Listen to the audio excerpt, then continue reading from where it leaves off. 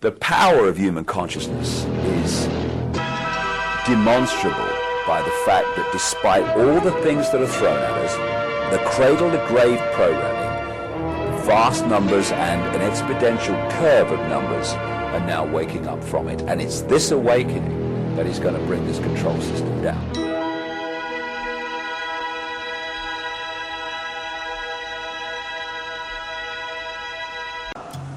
What I want to finish on is looking at what's coming from a point of view of emerging from this crap. In other words, emerging from the mind prison that we've been put into, and therefore creating a reality that we'd rather have compared with the reality that we've been living. And breaking the spell is actually pretty much sums it up, because it is a spell in many ways if you want to use that symbolism. Our minds have been locked in to a range of perception that gives us the impression that we are limited, that we are poor little Joe Public, I've got no power, and all the rest of it. And that's exactly where people manipulating a mass of people want us to be. And when we're looking at ways out of this, Einstein's quote, which is in many forms, but this is a summary of it, encapsulates what we're looking at. You cannot solve problems with the same level of consciousness that created them. Now, what we have in the world is a series of problems created, and then they'll change a political party or they'll move another dark suit in from somewhere else, but they're of the same level of consciousness as those who created the problem, so the problem just goes on getting compounded because we've not reached that level of going beyond that and looking at it from another direction and seeing a way to change what we want to change. So the door is spinning round in Downing Street in the White House, but no matter what it looks like, the same level of consciousness is coming in and out, and so nothing changes. It cannot.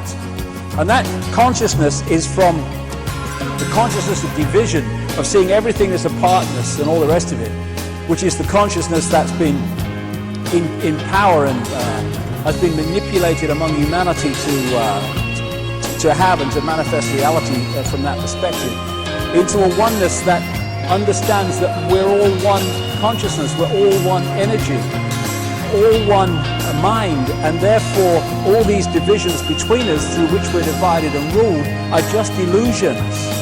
You know, if someone got a baseball bat and started smacking themselves round the head with it, we would call that crazy, madness, insane. But that's what we're doing with the conflict in Palestine, in Iraq, in Second World War. We're one consciousness that's been set at war with itself. And when I say, and again, I talk about one consciousness, I'm not talking about one clone kind of bland, everyone the same consciousness. Absolutely the opposite of that.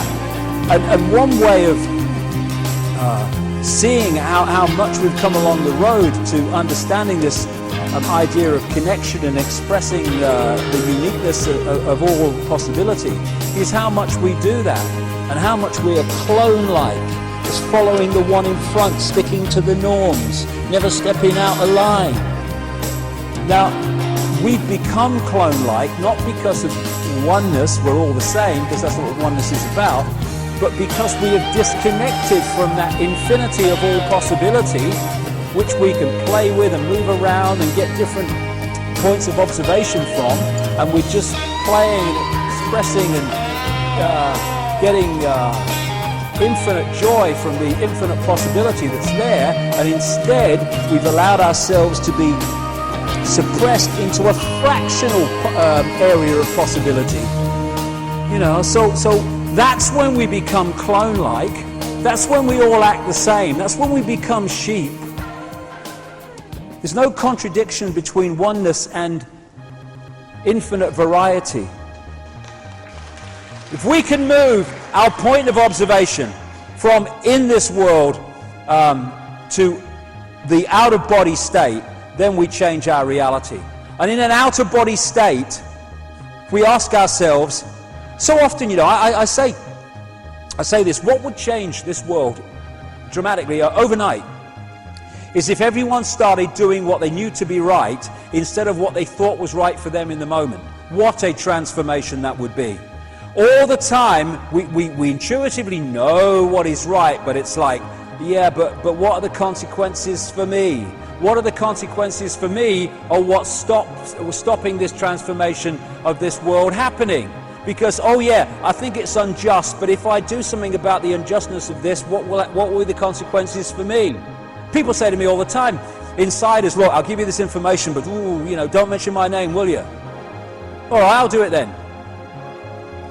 And when we get to that point where we're doing what we know to be right, instead of doing what we think is right for us in the moment, then everything changes. And what is right for us in the moment? Only what body consciousness thinks it is.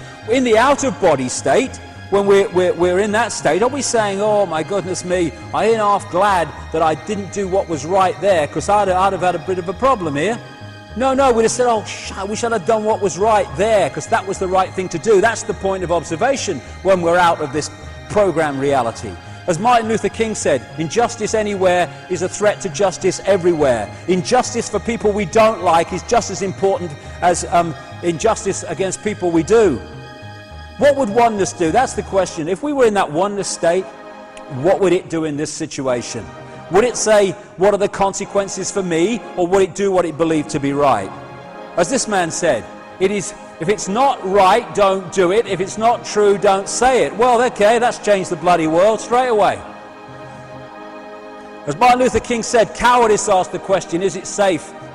Expediency asked the question, is it politic? Vanity asked the question, is it popular? But conscience asked the question, is it right? And there comes a time when one must take a position that is neither safe nor politic nor popular, but one must take it because it is right.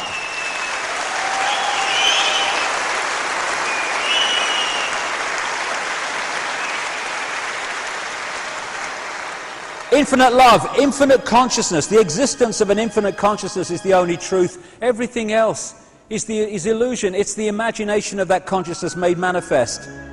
Gandhi said, strength does not come from physical capacity, it comes from an indomitable spirit, an inspirable will. And that's the will to do what we know to be right, both for ourselves and for the greater good, because we are ourselves and we are the greater good. Getting out of this thing, fearing what other people think, fearing our shadow, fearing anything. We are infinite consciousness, having it experience. There's nothing to survive, there is nothing to fear.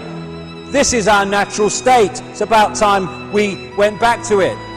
As William Reich said, so I started off with this, we should not fear to enter a forest because there are wildcats in the trees. We should not yield our right to well-controlled speculation. It is certain questions entailed in such speculation which administrators of established knowledge fear. But in entering the cosmic age, we should certainly insist on the right to ask new, even silly questions without being molested. We must take that right. You want to laugh at me? Good, have a good laugh. Pleased for you. You want to condemn me for what I'm saying because it's outside the norm? Great, fine. You have a right to say that. I have a right to say this. Everyone's a winner. This is what's happening now. We're starting to wake up, and we have the opportunity now. It's a wonderful time to be alive because all these things are coming together in this point we call time, where we have the opportunity to break out of this cycle of mental and emotional imprisonment.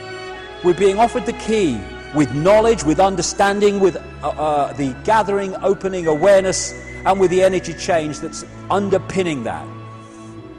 It's now a time for us to decide if we're going to take the key and turn it, with all the implications that has for the challenges in this reality. But my goodness me, the freedom of becoming and returning to the true magnitude of who we are and leaving behind this false identity that we have been manipulated to believe is us. There it is. There's the key for everyone, all of us, me too, to go like that. It's up to all of us to choose if we're going to do it. It's about time we did, I feel. Thank you very much.